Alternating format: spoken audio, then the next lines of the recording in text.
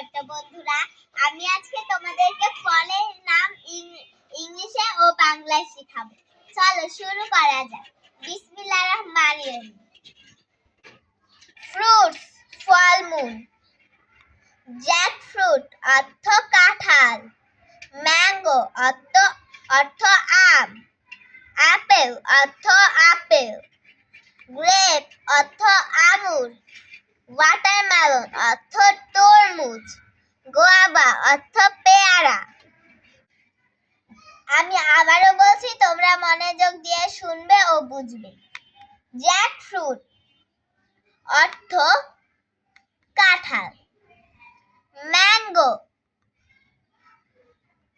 অর্থ আম, অ্যাপেল অর্থ apple, grape অর্থ